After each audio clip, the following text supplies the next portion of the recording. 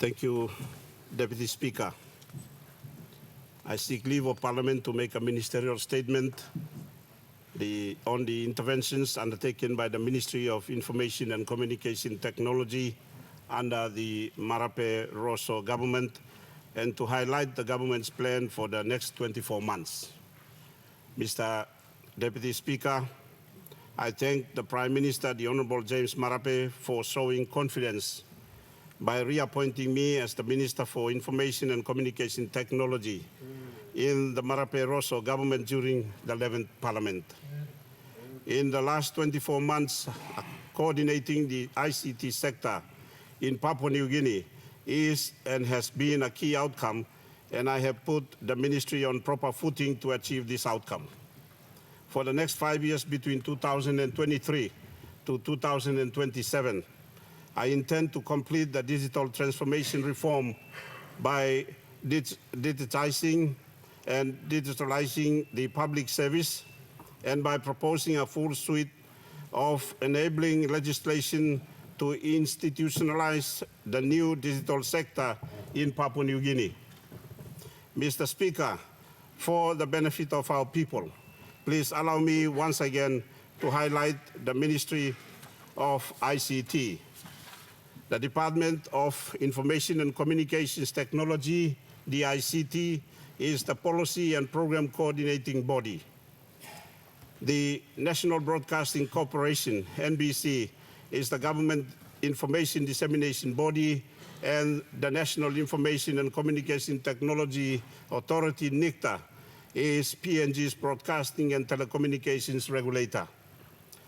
The following acts of Parliament give meaning to the functions of the three agencies, and they include Digital Government Act 2022, Broadcasting Corporation Act, Chapter 149, and National Information and Communication Technology Act 2009.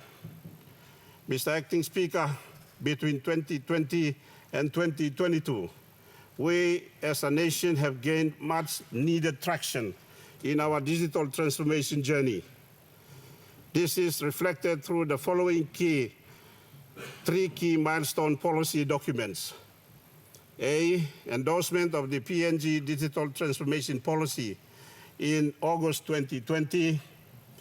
B, enactment of the Digital Government Act 2022 in April 2022, and upcoming approval of the draft Digital Government Plan 2023 to 2027. Under this set of reforms, the ICT sector will now be known as the digital sector. The digital sector will no longer sit under the infrastructure sector.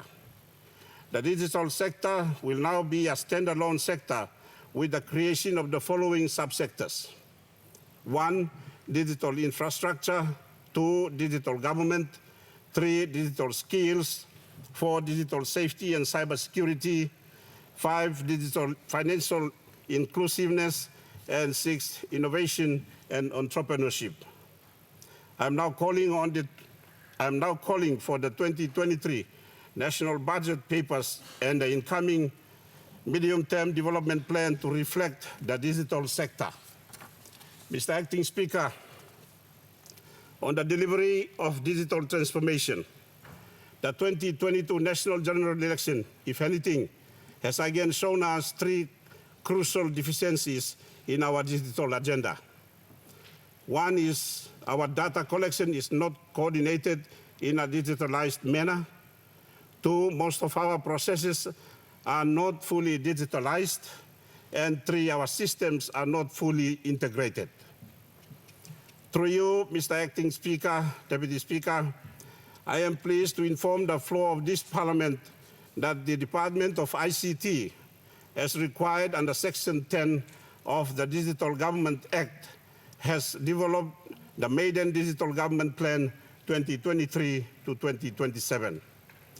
This plan now provides a sequenced approach for streamlining, planning, coordinating, developing, and implementing digital services, digital infrastructure, digital skills, and all other aspects of digital government at the national, provincial, and local levels of government administration. Mr. Deputy Speaker, on the issue of critical digital infrastructure, we recall that on Sunday, 11th September 2022, the nation experienced a 7.6 magnitude earthquake. This natural event affected the operations of the Dataco Kumul Submarine Cable Network, or the KSCN, express link between Port Moresby and Madang, and the PPC-1 cable between Madang and Sydney. Customers in Momase, Highlands, and the Highlands region, and the New Guinea Islands regions that are connected through Madang are and continue to be affected. The voice, internet, and private link circuits have been routed via Port Moresby and prioritized over the limited satellite links. Dataco is the custodian of much of our state-owned critical infrastructure, digital infrastructure. I understand that my colleague, the Minister for State Enterprises and Public Investments, is carefully monitoring efforts by Dataco to get these cables up and running at full capacity again. Our telecommunications market is built on an open market model.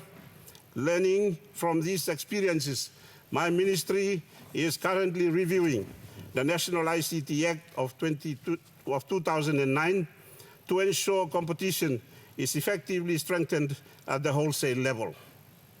Mr. Deputy Speaker, in the area of universal access, this government is continuing its focus on the completion of universal coverage across this country. The Universal Access Policy 2022, the Universal Access Strategic Plan 2023 to 2027, the National Broadband Plan 2030, and the Digital Government Plan are the government's tools for addressing the connectivity gap. Honourable members of this House will also be aware of a new retail operator, Vodafone PNG, in the PNG mobile telco market. Our efforts to introduce competition in the retail space has effectively pushed fourth generation of 4G national penetration from 60% to 80% national coverage, and continuing, and provided options for our people. Within the next 2 years, we expect competition to push connectivity towards 85% national coverage. Mr. Acting Speaker, on a global and regional presence, I attended the Asia-Pacific Regional Internet Governance Forum and the Asia-Pacific Network Information Center 54 in Singapore from the 11th to the 15th September last month with my colleague Minister for Internal Security, the Honourable Peter Chamalili Jr. I also had the privilege of fulfilling our government's obligation by attending the United Nations International Telecommunication Union, or ITU, Plenipotentiary Conference in Bucharest, Romania, from the 24th to the 28th of September this year. During my attendance at both the IGF in Singapore and the ITU Plenipotentiary Conference in Romania, I delivered keynote addresses, attended ministerial roundtable discussions, and initiated dialogue with strategic partners. Some of the highlights and outcomes are as follows. 1, Ministry of ICT dialogue with EPNIC and EPNIC Foundation covering internet development and capacity building.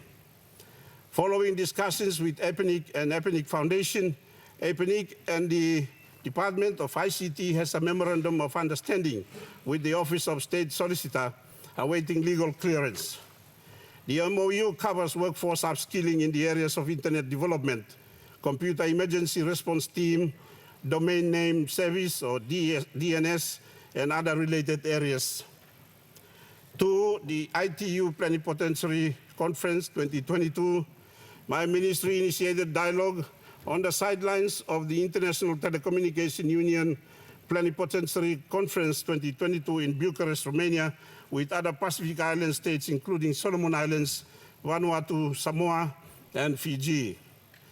During our meeting, Pacific Island nations reaffirmed concerns of our collective ICT voice, not being heard at a global level and the consensus was to hold an official roundtable discussion to consolidate our views and agree on how best we could strengthen our voice at a global level.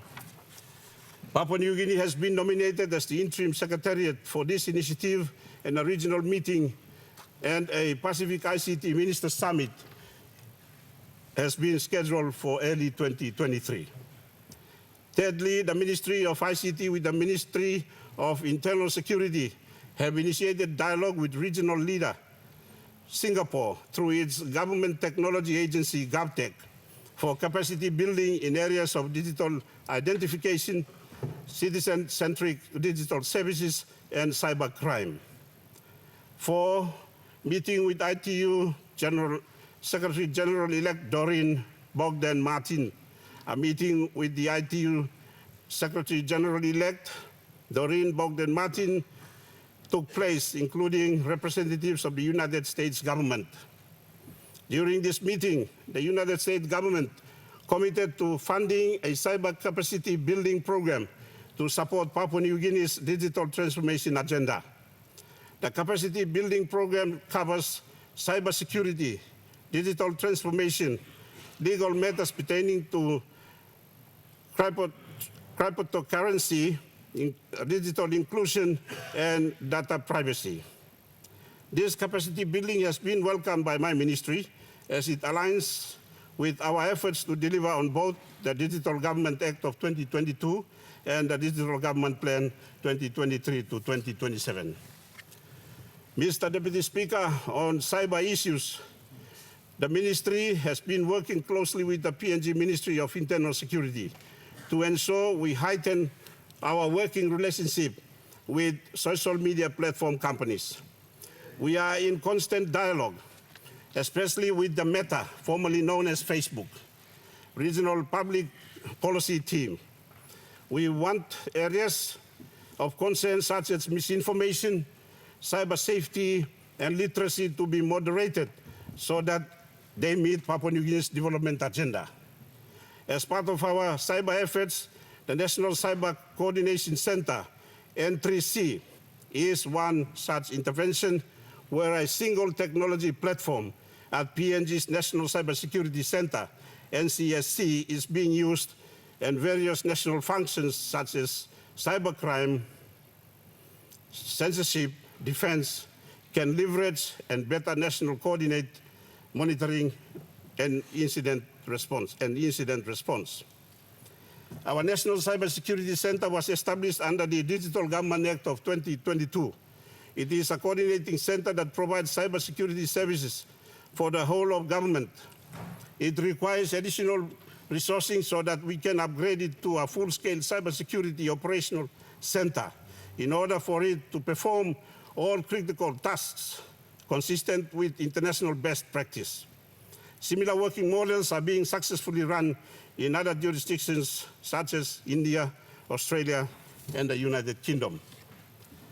The ministry is assessing electronic safety, e-safety, technology options, and the necessary policy and legislative framework so that we can institutionalize and better coordinate our cyber safety and cybercrime efforts. Mr. Deputy Speaker, the Department of ICT has now been given the mandate under the Digital Government Act of 2022 to be the ICT coordinating body for the whole of government from 8 August 2022 onwards. The department has been restructured and reorganized, and there is the Corporate Plan 2020 to 2024 and a new digital government wing within the department to coordinate implementation of various digital government programs. Among other key functions of the department mandated by the Digital Government Act of 2022, the Department of ICT has taken on the role of providing shared services for the whole of government, including coordinating cybersecurity initiatives and implementation, managing the secure data exchange platform that will enable government systems integration, interaction, and collaboration from national to provincial and district level, and managing the cloud technology solutions for the government. Mr. Acting Speaker, in the area of broadcasting, the National Broadcasting Corporation, NBC, is experiencing its own transformational journey, and this includes the NBC launching its 5-year corporate plan on the 19th of April 2022, which focuses on expanding information services through partnerships with other provinces, and implementation of the NBC analog to digital A2D project, and revival of the NBC and Australian Broadcasting ABC partnership, amongst other initiatives. Partnering with the provincial governments to sustain the operations of the NBC provincial radio stations into the future. And I acknowledge the Governor of Manus, Honorable Charlie Benjamin, and his PEC as the latest provincial government to sign up this partnership with the NBC. As part of the efforts to maintain our broadcasting reach, my ministry has maintained the policy of expanding throughout the region through a medium wave transmission rollout as we anticipate the completion of the analog to digital project. Mr. Deputy Speaker, we learned at the ITU Plenipotentiary Conference in Bucharest, Romania, that Papua New Guinea is the first Pacific Island nation to initiate the digital transformation agenda through our Digital Transformation Policy 2020, the Digital Government Act 2022, and the Draft Digital Government Plan of 2023 to 2027. I want to also add that the Marape Rosso government is the first, after 12 years, to introduce a comprehensive national policy to guide the usage of ICT within the public service. Additionally, this government is also the first in 12 years since the National ICT Act of 2009 to also introduce a new ICT legislation on the floor of this parliament. Mr. Acting Speaker, Papua New Guinea's digital transformation journey is at its infancy stage. However, I am confident that we are on the right track and that we will see much needed public service delivery transformed within the medium term. In support of the digital transformation agenda, the ministry over the next 24 months will consider the following reforms. Reforming the National Broadcasting Corporation to focus on national content and information service delivery, while the NBC digital infrastructure should become a decentralized role for the provincial governments and the private sector. Widen the National Information and Communication Technology Authority, or NICTA, regulatory functions to also cover the digital media and to support the growth of SMEs and the digital economy as a whole. Introduce a raft of new cyber legislation to facilitate a stronger coordination and enforcement of cybersecurity, critical infrastructure, cybercrime, and cyber safety. And last but not the least, my ministry has an outstanding responsibility to support Papua New Guinea's commitment under the Open Government Partnership to introduce the Freedom of Information legislation on the floor of Parliament, and I plan to do this in 2023. Mr. Acting Speaker, with this, I commend the statement to the House.